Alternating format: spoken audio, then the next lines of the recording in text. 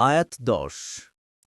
قالت رسلهم أفي الله شك فاطر السماوات والأرض يدعوكم ليغفر لكم من ذنوبكم ويؤخركم إلى أجل مسمى قالوا إن أنتم إلا بشر مثلنا تريدون أن تصدونا عما كان يعبد آباؤنا فأتونا بسلطان مبين। অনুবাদ। তাদের রাসূলগণ বলেছিলেন, আল্লাহ সম্বন্ধে কি কোনো সন্দেহ আছে, যিনি আসমানসমূহ ও জমিনের সৃষ্টিকর্তা? তিনি তোমাদেরকে ডাকছেন তোমাদের পাপ ক্ষমা করার জন্য এবং নির্দিষ্ট কাল পর্যন্ত তোমাদেরকে অবকাশ দেওয়ার জন্য। তারা বলল, তোমরা তো আমাদেরই মতো মানুষ।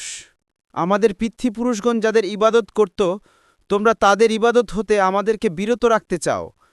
অতএব তোমরা আমাদের কাছে কোনো অকাট্য প্রমাণ উপস্থিত করো। তাফসীর।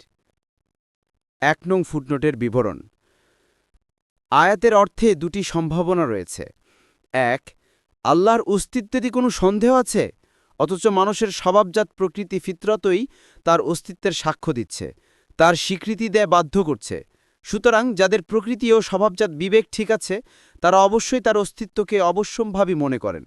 হ্যাঁ, তবে কখনো কখনো সে সমস্ত ফিতরাতে সন্দেহ ও দ্বিধার অনুপ্রবেশ ঘটে যায়, আর তখনই তার অস্তিত্ব প্রমাণের জন্য দলিল প্রমাণাদির দিকে তাকানোর প্রয়োজন পড়ে।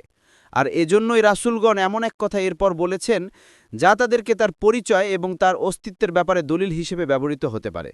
রাসূলগণ সেটাই তাদের উম্মতদেরকে বলেছেন যে আমরা ওই আল্লাহর সম্পর্কে বলছি যিনি আসমান এবং জমিনের সৃষ্টিকর্তা। তিনি এ দুটোকে সৃষ্টি করেছেন এবং কোনো পূর্ণ নমুনা ব্যতীত নতুনভাবে অস্তিত্বে এনেছেন, কেননা এ দুটোর নব্য হওয়া, সৃষ্ট হওয়া এবং আজ্ঞাবহ হওয়া অত্যন্ত স্পষ্ট। সুতরাং এগুলোর জন্য একজন নির্মাতা অবশ্যই প্রয়োজন, আর তিনি আর কেউ নন। তিনি হচ্ছেন আল্লাহ। তিনি ব্যতীত আর কোনো ইলাহ নেই, সব কিছুর সৃষ্টিকর্তা, সব কিছুর ইলাহ এবং মালিক। 2, রাসূলদের একথা বলার কারণ হচ্ছে এই যে প্রত্যেক যুগের মুশরিকরা আল্লাহর অস্তিত্ব মানত এবং আল্লাহ পৃথিবী ও আকাশের স্রষ্টা একথাও স্বীকার করত। এরই ভিত্তিতে রাসূলগণ বলেছেন, এরপর তোমাদের সন্দেহ থাকে কিসে? আমরা যে জিনিসের দিকে তোমাদের দাওয়াত দিচ্ছি তা এছাড়া আর কিছুই নয় যে পৃথিবী ও আকাশের স্রষ্টা আল্লাহ তোমাদের বন্দেগী লাভের যথার্থ হকদার। এরপর কি আল্লাহর ব্যাপারে তোমাদের সন্দেহ আছে? অর্থাৎ স্রষ্টাকে মেনে নেয়া এটা সৃষ্টি জগতে সবার কাছে স্বীকৃত ব্যাপার। মুখে যতই অস্বীকার করুক না কেন, মন তাদের তা স্বীকৃতি দিতে বাধ্য, কেননা তারা যদি স্রষ্টা না হয়ে থাকে তাহলে তারা সৃষ্ট। এ দুয়ের মাঝে অবস্থানের সুযোগ নেই। সুতরাং তিনি যদি একমাত্র স্রষ্টাই হয়ে থাকেন, একমাত্র তার ইবাদত করতে বাধা কোথায়? দেখুন ইবনে কাসির। অন্য আয়াতে আল্লাহ বলেন, তারা কি স্রষ্টা ছাড়া সৃষ্ট হয়েছে, না তারা নিজেরাই স্রষ্টা, নাকি তারা আকাশমণ্ডলীয় পৃথিবী সৃষ্টি করেছে? বরং তারা দৃঢ় প্রত্যয়ী নয়। সূরা আত-তুর 35-36। 2 নং ফুটনোটের বিবরণ। তাদের কথার অর্থ ছিল এই যে, তোমাদেরকে আমরা সব দিক দিয়ে আমাদের মতো একজন মানুষই দেখছি। তোমরা পানাহার করো, নিদ্রা যাও, তোমাদের স্ত্রী ও সন্তানাদি আছে, তোমাদের মধ্যে ক্ষুধা, পিপাসার রোগ, শোধ, ঠান্ডা, গরমের তথা সব জিনিসের অনুভূতি আছে।